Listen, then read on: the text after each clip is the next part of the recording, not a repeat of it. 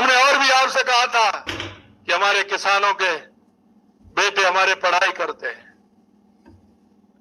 किसान हमारा किस तरह से उनको भेजता है, कहां से पैसा लाता है, कोचिंग कराता है, ट्यूशन कोचिंग कराते हुए मकान दिलवाता है और उसको कोचिंग के लिए बड़े कहीं शहर में रखता है। लेकिन जैसे ही पेपर लीक होते हैं उस युवा का सपना टूट जाता है। हमारा वो भाई, उसके मन में यह होता है कि मैं पिताजी से वादा करके आया हूं, निश्चित रूप से पढ़ाई करके मैं अगली परीक्षा में पास होकर के पिताजी का सहारा बनना चाहता हूं।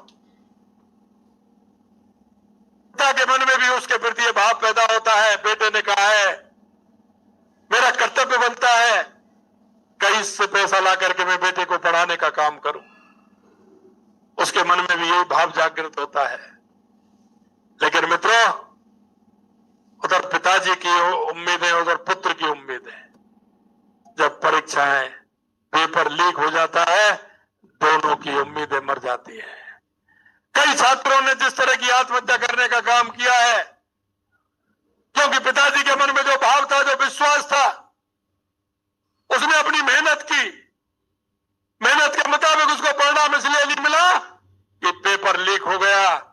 हमने कहा था ये उस पुत्र की और उस किसान पिता की आत्मा को अगर किसी ने दर्द पहुंचाया है तो उसको किसी भी कीमत पर बख्शा नहीं जाएगा, छोड़ा नहीं जाएगा।